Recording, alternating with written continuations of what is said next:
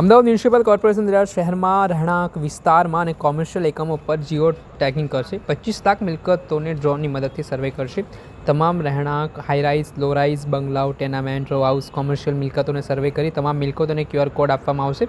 આ QR કોડમાં મિલકતની માહિતી, ટેક્સની ID, માલિકનું નામ, સંપૂર્ણ એડ્રેસ, મિલકતની ઊંચાઈ, કેટલા માળ છે, મિલકતનો પ્રકાર, મિલકતની વય સહિતની માહિતી હશે તથા QR કોડનો ઉપયોગ લોકો ફરિયાદ કરવા માટે પણ કરી શકશે, જેના કારણે શહેરમાં ખરેખર કેટલી મિલકતો છે તેની માહિતી મળશે।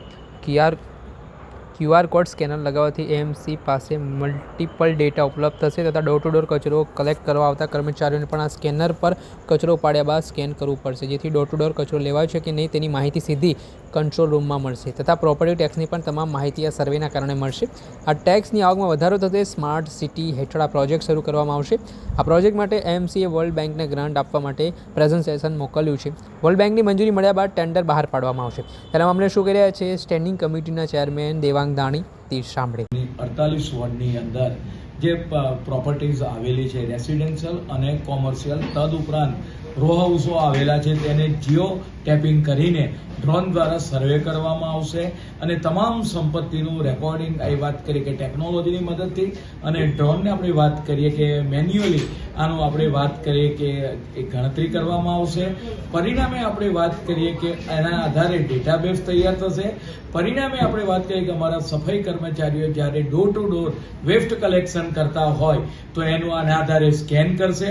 દરેક ઘર પર આપણે વાત કરીએ કે સ્કેન કાર્ડ લાખવાથી આપણે વાત કરીએ કે એના પર સ્કેન થશે। તદુપરાંત એક આખો ડેટાબેઝ બેંક તૈયાર થશે અને એને પરિણામે ટેક્સની અંદર પણ અમે એનો ઉપયોગ કરીશું અને એને પરિણામે કેટલી પ્રોપર્ટી આપણે ટેક્સમાં ગણતરી વગરની છે એની પણ અમારી પાસે એક્ઝેક્ટ માહિતી આવશે। પરિણામે કોર્પોરેશનના રેવન્યુ જે ટેક્સની આવક છે એ આવકમાં પણ વધારો થશે। તદુપરાંત નગરજનને કોઈ પણ કમ્પ્લેન કરવી હોય તો સ્કેન દ્વારા આપણે વાત કરીએ કે પોતે કમ્પ્લેન કરી શકશે। આમ મલ્ટિપલ પર્પઝના ઉપયોગથી આવનાર સમયગાળા દરમિયાન એક સ્કેનર જેને QR કોડ તરીકે દરેક ઘર ઉપર લગાવવામાં આવશે અને એ રીતે આખો મહાનગરપાલિકાની અંદર 48 વોર્ડની અંદર આ પ્રક્રિયા પૂર્ણ કરવામાં આવશે। ચેરમેન સાહેબ, માનો છો કે ઘર આગળ આ ટેગ લગાવવામાં આવશે સ્કેનર, તો પ્રાઇવસી ભંગ થવાનો કે ડેટા ભંગ થવાનો ભય રહે છે, કારણ કે સોશિયલ મીડિયા પર અનેક આવી રીતે જે ડેટા લીક થવાનો ભય રહેતો હોય છે। ટેગ કરવામાં આવશે, કોઈ પણ વ્યક્તિ સ્કેન કરશે તો ડેટા લીક થઈ શકશે। સામાન્ય રીતે વ્યક્તિ આપણે વાત કરીએ કે પોતાનું એની બધી જ માહિતી સામાન્ય રીતે ટેક્સનો ઓનર કોણ છે એ માહિતી અમારી પાસે હોય છે। પરિણામે આ એક આપણે વાત કરીએ કે સ્માર્ટ સિટીની અંદર એક આ સારો પ્રોજેક્ટ છે કે જેથી વ્યક્તિ પોતે આપણે વાત કરીએ કે પોતે પોતાની કમ્પ્લેન કરી શકે અને જે વાત કરીએ કે જે અમારે door to door waste collection છે એ સોસાયટીના ગેટ ઉપર રહેવાનું।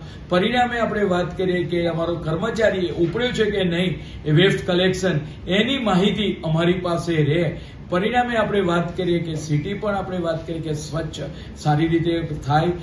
ઉપરાંત આપણે વાત કરીએ કે સંપૂર્ણ રીતે આ આપણે વાત કોમ્પ્યુટરાઇઝ સિસ્ટમથી આમાંથી કોઈ માહિતી લીક થવાનો અવકાશ નથી।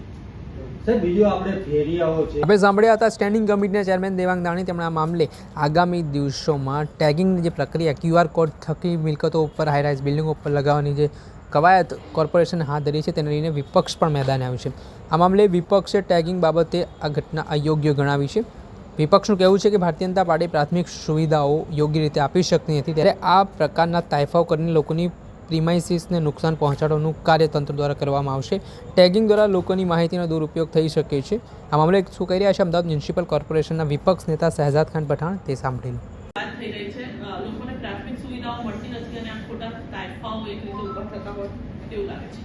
एक तरफ अहमदाबाद म्युनिसिपल कॉर्पोरेशन अहमदाबाद शहर की जनता की प्राथमिक सुविधाओं का तो सॉल्यूशन नहीं ला पाता।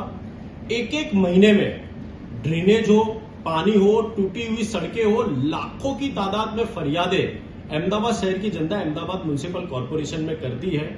करोड़ों रुपए का बजट होने के बाद भी अहमदाबाद म्युनिसिपल कॉर्पोरेशन उन प्राथमिक सुविधाओं का निकाल नहीं कर पाता।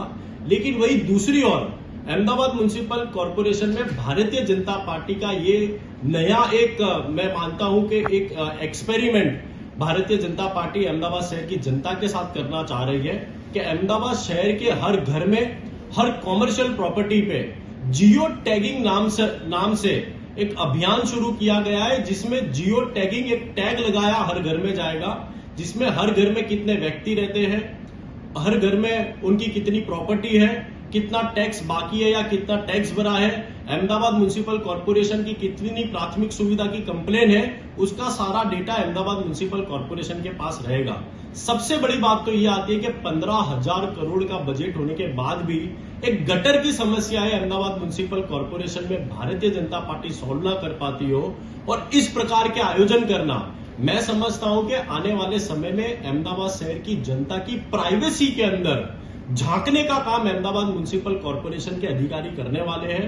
इस प्रकार का आयोजन मैं समझता हूं कि फेलियर साबित होने वाला है। कितनी बार लाखों की तादाद में जो कंप्लेन है वार्ड वाइज जो अहमदाबाद म्युनिसिपल कॉर्पोरेशन में आती है, उन गटर का निकाल तो अहमदाबाद शहर की जनता के लिए कॉर्पोरेशन कर नहीं पाती, लेकिन इस प्रकार का आयोजन कि हर घर में टैग लगाया जाएगा और उनकी प्राइवेसी के साथ खिलवाड़ किया जाएगा, इस कार्य का कांग्रेस पार्टी विरोध करती है। कहीं ना कहीं अहमदाबाद शहर में आज भी प्राथमिक सुविधा के नाम पर नल गटर की जो कंप्लेन है उसका सॉल्यूशन लाया जाए, ना कि इस प्रकार के कार्य से जहां पर जनता की सिक्योरिटी और प्राइवेसी के साथ छेड़छाड़ होता हो, इस प्रकार के कार्य लाना मैं समझता हूं कि अहमदाबाद शहर की जनता के लिए हानिकारक है। આપણે સાંભળ્યા હતા અમદાવાદ મ્યુનિસિપલ કોર્પોરેશનના વિપક્ષ નેતા શહેજાદ ખાન પઠાણાલ ટેગિંગની પ્રક્રિયા QR કોડ મામલે સત્તાપક્ષ અને વિપક્ષ સામને સામને જોવા મળી રહ્યું છે, જેના કારણે રાજકારણ પણ ગરમાયું છે। દર્શક મિત્રો, આની ખબર ન્યૂઝને આપ લાઇક કરી લો, સબસ્ક્રાઇબ કરી લો અને શેર કરવાનું ભૂલતા નહીં।